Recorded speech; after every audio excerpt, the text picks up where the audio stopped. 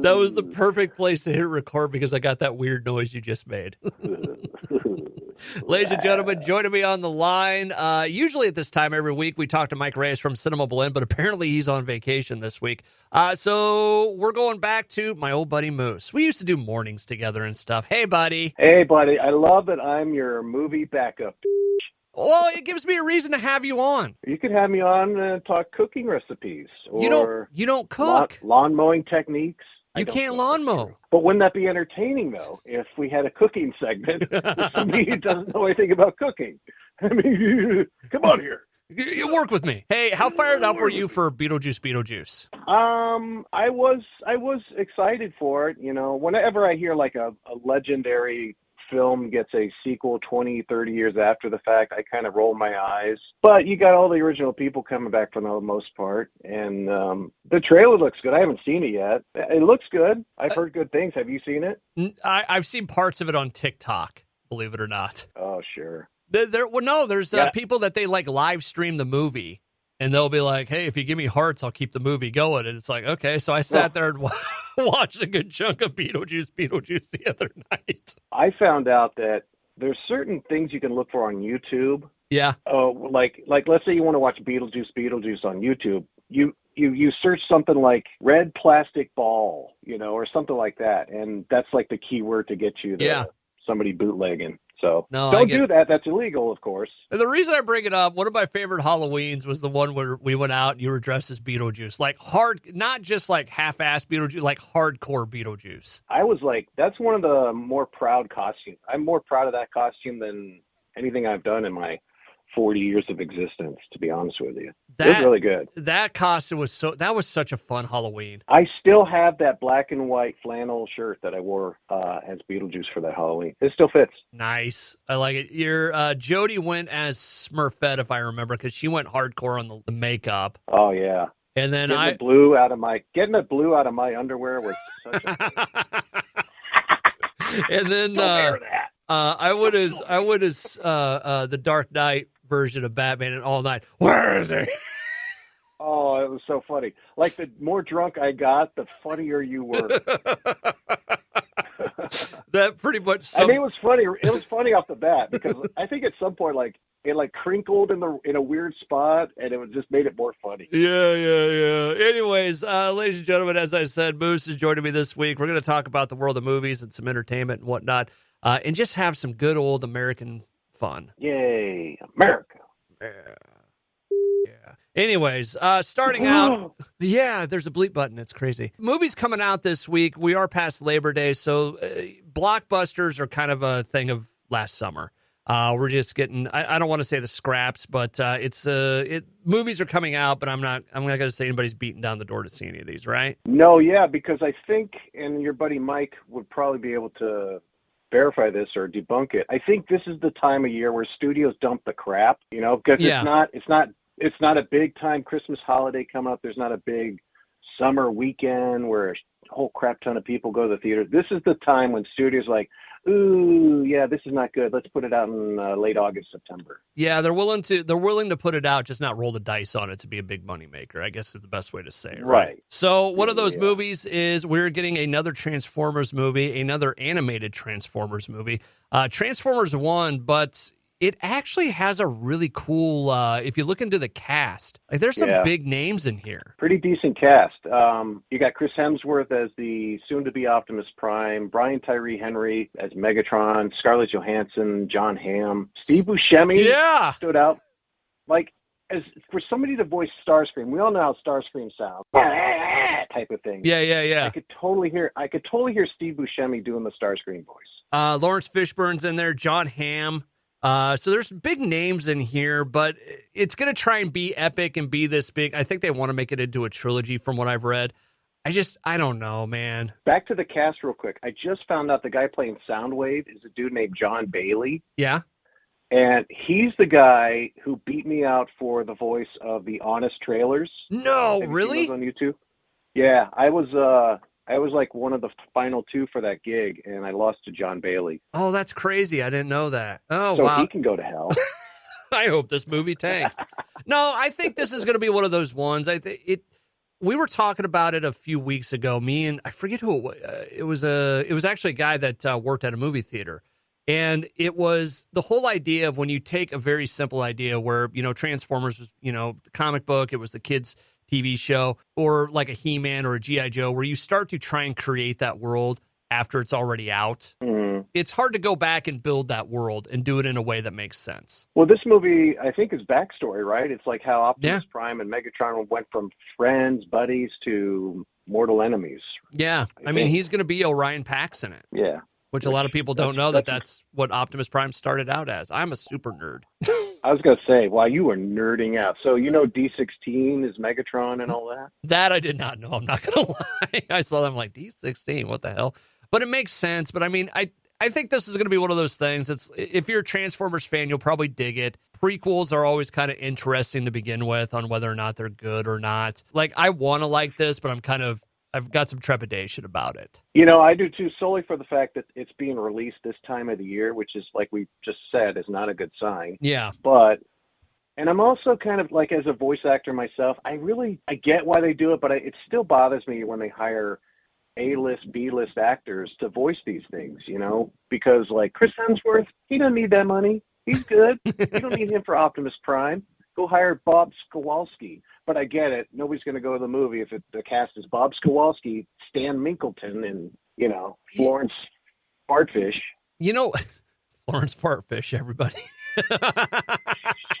She's good. She's a great actress. You say that, but they've only ever really talked about like Chris Hemsworth and Scarlett and Brian.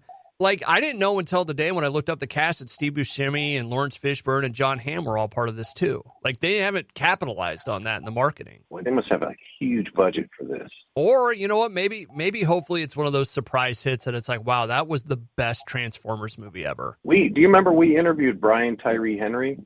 Did we? Yeah, a long time ago, obviously. But he was in Atlanta at the time, that show on, I think, FX. He's one of those guys, or actors we interviewed, like, when they were nobody. Yeah. They were kind of on their way up. And then now, he's not like an A-list name, but he's a guy you recognize.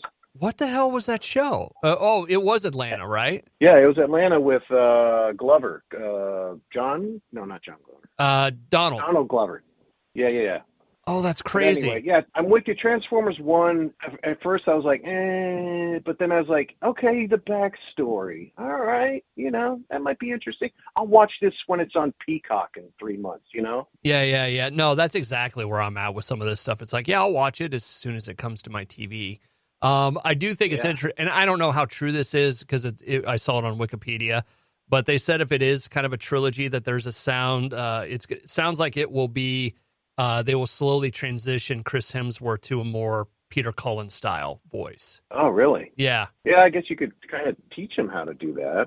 So, also, critical response, Rotten Tomatoes, apparently 87% of 30 critics review it as positive with an average score of 7.3 on Metacritic. Okay. So. Is that good?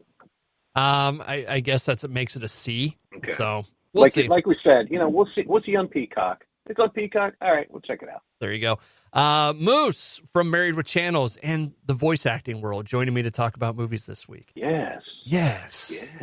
What else you want to talk about, Bucko? Well, we will get to... I want to hit up you about James Earl Jones because obviously the voice and, just the sheer magnitude of what that human being was. But one more movie coming out this weekend. And this one actually looks sort of terrifying in a very weird way. Is Speak No Evil. Mm-hmm. James McAvoy going to be the star of this. Mackenzie Davis is in there, among many others. But James looks marginally insane. And when I say marginally insane, I mean completely insane. Just bat. And also, dude is yoked. Yeah. Like, he got ripped for that movie Split, and he has not stopped working out since then. It's like him and Dave Bautista traded size. Oh, yeah, that's an interesting story. I don't know. You know why he lost all that weight? I remember him at one point saying he got tired of working out so much. I just watched, in this sort of off the subject, but I was watching, he was doing an interview about whatever his new movie is, And he was saying that, what was the movie he just did where he was like in a cult? He was like the leader of a cult. Oh, yeah. The Knock on the Door. Yeah. He was saying that he had to gain weight for that, that they didn't want him to be muscular big. They just wanted him to be a big human being. And he said he got up to an uncomfortable weight. He was like 315 or something, but it wasn't like muscle. It was just mass. And it took him forever to get it off. And he just said he just feels better without all the weight. And I can see that. I mean, that's a lot. Yeah. So yeah, it's a lot of wear and tear, and that's a lot of weight to carry around. But speak no evil, yeah, McAvoy always looks good. He's always a good actor. He always brings it. And you know what I like? I haven't seen it, obviously, but what I like about the trailers, they don't give you anything really. You know that McAvoy's kind of like maybe a crazy person, but they don't give away anything about like, what's his game? What's his motive? Why is he this way? And I think that's really important. It's a trailer that makes you uncomfortable, I think is the best way to say it. Like, not scary, but it's like, okay, this guy may hold me down and murder me. Yeah. So also, Scoot McNairy's in it. He's a great actor. Scoot. I'm trying to remember what he's in. He was in a show. He's one of those guys you've seen in quite a few things. But he was on a show on Netflix. It's a Western. And it's real thinky, but it's also really entertaining. Okay. I'm drawing a blank. Well, here, I got IMDb. Let me just look it up. Quiet Place, Day One. I believe he's in that. Okay. 12 Years a Slave, Argo, Monsters, Killing Them Softly. Nice. According to Rotten Tomatoes, this is getting an 89% from 62 critics as positive. So that's good. Cool. He's also in the upcoming Amy Adams movie, Night Bitch. Why have I heard about that? It's like a film festival movie. It's getting a lot of talk. I think it's probably pretty good. I think possibly, maybe. I don't know. Yeah. So if you're looking for the suspense movie this weekend, I imagine Speak No Evil would be it. Or maybe, you know what? Maybe Transformers will do it for you. Who knows? You know, I heard good things about, speaking of movies, on Netflix is Rebel Ridge. Oh, really? Yeah, it's by Jeremy Sautier. He did the movie Green Room. Do you remember that, where Patrick Stewart played a white supremacist leader? Yeah. Yes, I do remember Patrick. That show's badass. Like, that movie is wicked good. Rebel Ridge. Yeah, that is out now, isn't it? Yeah, it's on Netflix. Sweet. I'll have to take a look at that.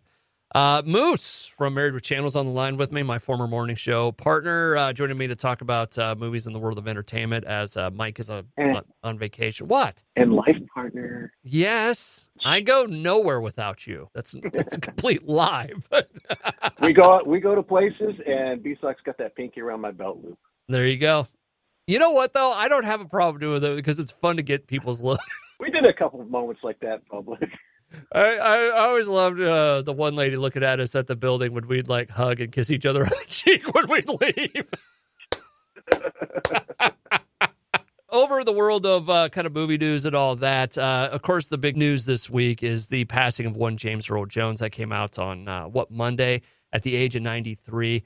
We're recording on Thursday. I still haven't seen anything about what he passed from, if he was ill from something or if it was just old age or what. I think it's old age. He was 93. I'd be surprised if it was anything like a car accident or anything. Probably just old.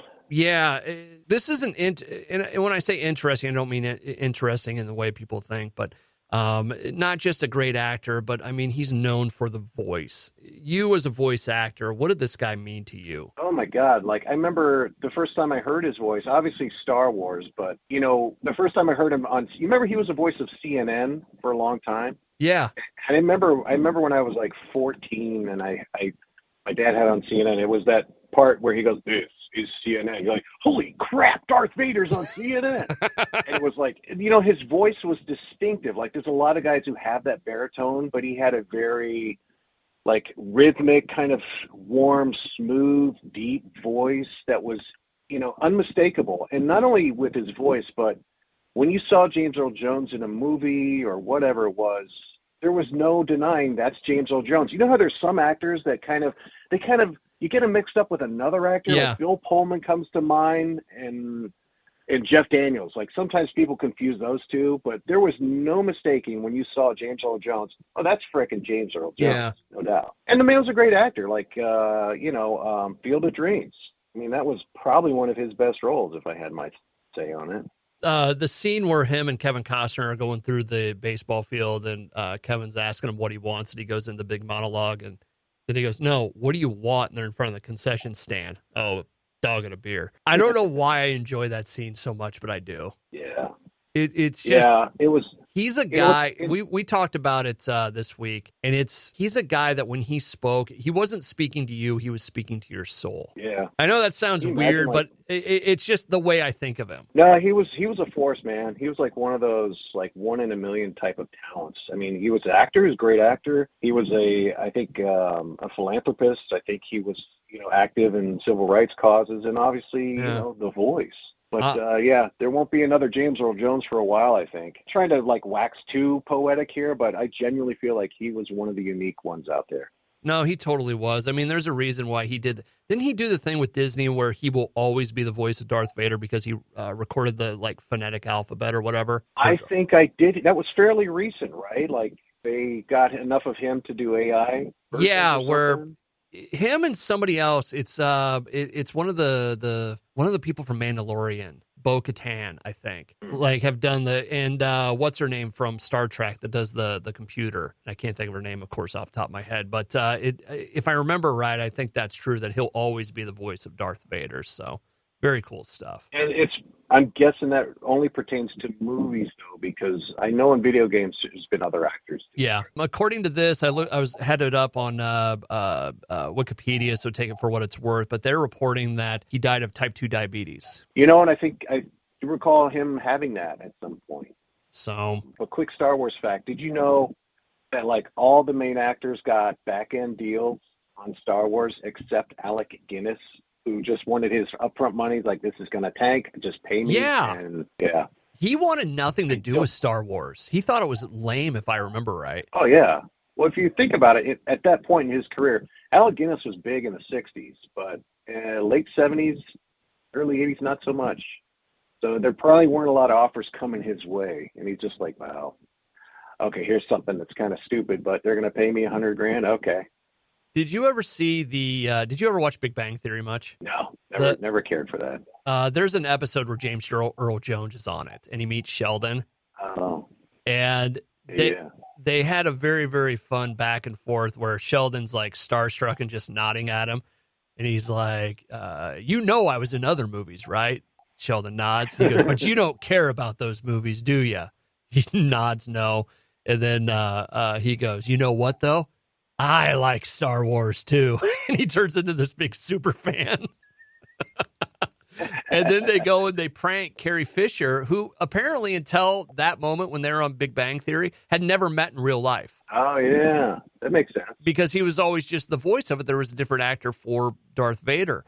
But he was screwed around. Like in the show, he would do Ding Dong Ditch with her. And she came out and she's like, it's not funny anymore, James. So that was in Big Bang Theory. Yeah, it was. If you get a chance, look it up. It's a very, very fun scene. Did you see Mark Hamill's tweet soon after James Earl died? It was like Dad or something. Yeah, he said R.I.P. Dad. Yeah. So, Moose from Married with Channels on the line with me, my former morning show partner, talking about the world of movies and entertainment. As we get down to the end of this, one I wanted to bring up, and it's just. It looks goofy to me, but there's another Venom movie coming out. We know this, but they put out the final trailer for it apparently today, as in Thursday, the 12th of September. Movie's not coming out until the end of October. What do you think of the Venom movies? I like the first one. I didn't see the second one, and I don't think I'll watch this one either, because it's almost like when you see the first one, I feel like I got it. I don't need any more. Yeah. Like, okay, it's good. I'm not crapping on it by any means. It's just kind of like, okay, they pulled this off. It worked out pretty good. And what's his name is a good actor, and the effects and the creature's great, so I just don't need to. And it didn't help that the second movie got really crapped on by everybody. So, well, let's face it, it wasn't great. It was not great. Oh, did you watch the second one? Yeah. All right, here's my thing. I would love to see if this movie, if they did exact same thing, but it wasn't Venom. I don't follow you. Like, man gets alien, thing attached to him. He turns into this big monster, and that's the movie. Like, it's this whole movie, but it's just not Venom. Why wouldn't it be Venom though? I don't, because Venom to me is supposed to be scary. Right. They're not. You're the comic guy. Correct me if I'm wrong. Doesn't Venom, he starts off scary, Eddie Brock and all that. Then eventually Venom becomes kind of a good guy? He kind of becomes an anti-hero type thing, but I don't remember like Venom being funny. But that's the thing. Like I like the first one. The second one is shaky. I think they did Carnage completely wrong, especially with Woody. I think you could have really gone dark and scary with them. But these are supposed to be scary individuals. Where in this, there's the funny side and the slapstick stuff, and just Venom being funny. I like the movie, but I wish it was a movie about something else, like some other guy that got an alien parasite on him that, turned him into this monster. Yeah. I don't know. It's just, but I look at this, like I want to see it. I think there's some funny parts to it, but I wish Venom was scarier. I think is where I'm going with it. And I think what worked about the first movie and I'm going by, so comparing the first movie based on the trailer of this movie, The Last Dance, my issue with this one, there's a lot of CGI, a lot of effects here. Whereas the first one, I think it was, you obviously have to do CGI for the Venom creature, no doubt. But it just seems like the first one was a nice balance between practical effects and CGI, where this one is about 90, but maybe 70% CGI. And that's the world we live in, I get it, but I don't know. I'm back to my original point. I just been there, done that. I don't think I need to see 3 of these to get it. I will say I love the line in the one trailer where he's looking at the horse. He goes, "How fast do you think that you can make that thing go without killing it? Let's find out." Yeah. But I don't know. It's kind of a weird thing. I would love to see. I like this movie series.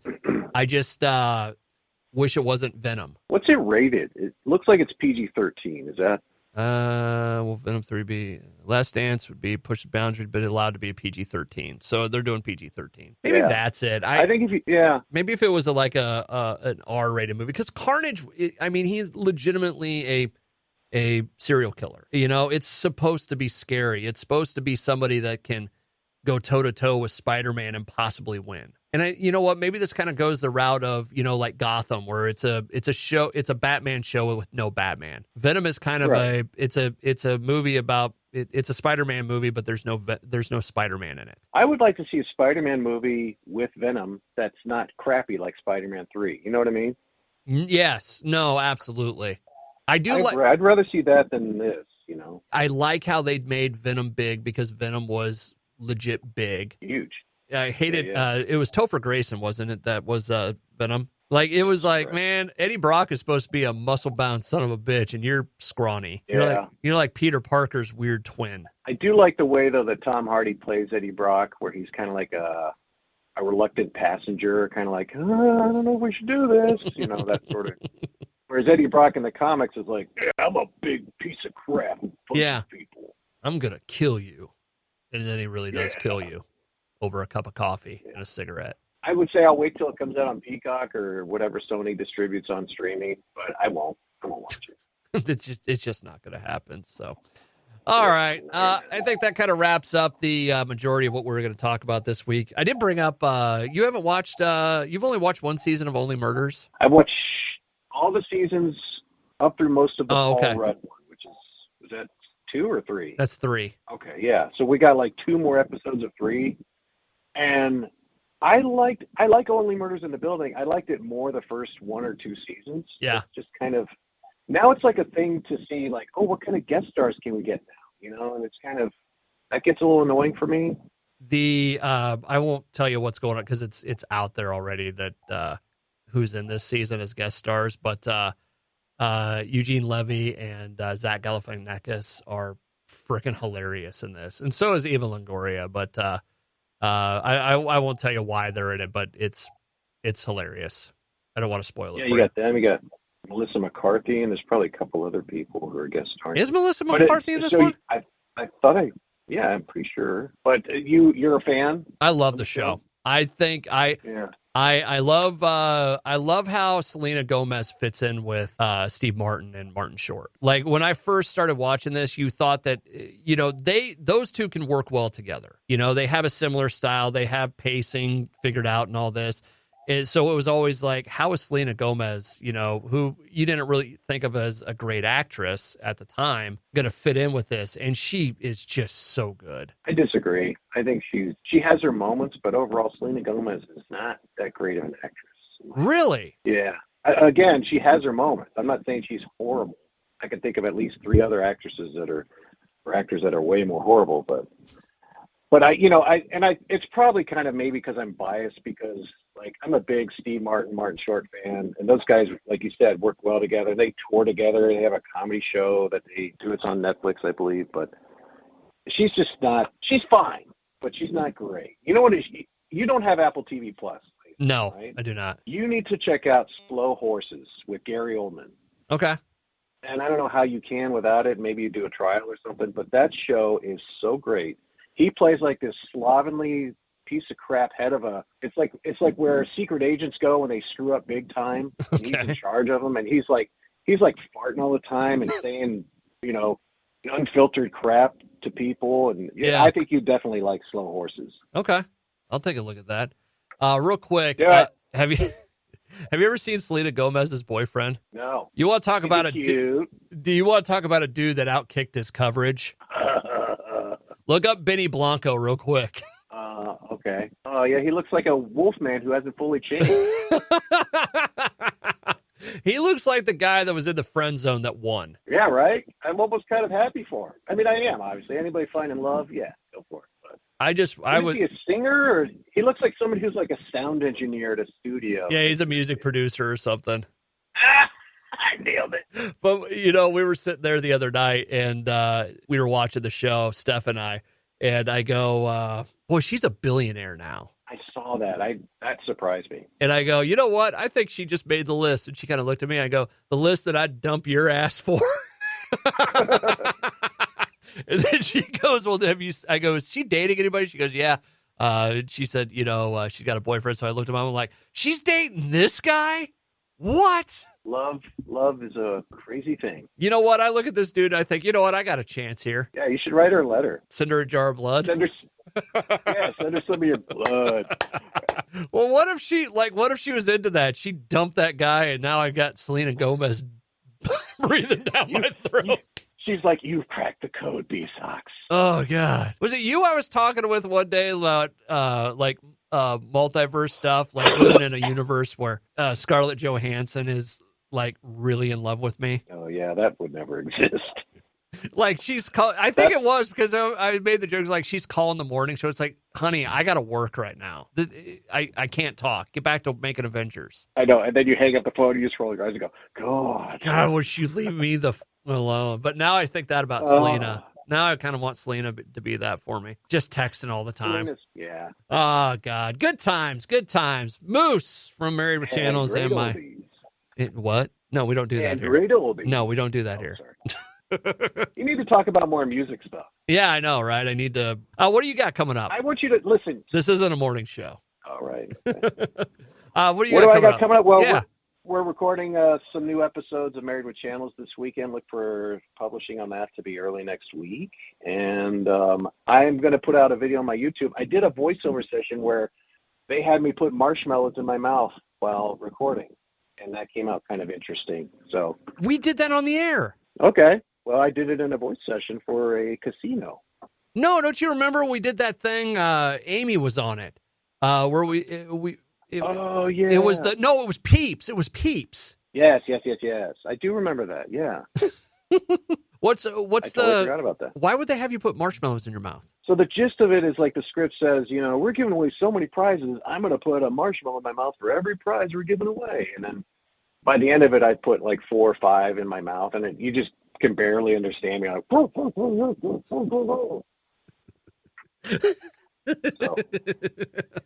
that's out there. I'll put the video. I recorded the video of me actually doing the session, and I'll put that out probably by next week. Oh, I'll put that up on the website if you get it. That's awesome, man. Well, congratulations to you on that. That's fine and dandy. It was fun and dandy. Yeah.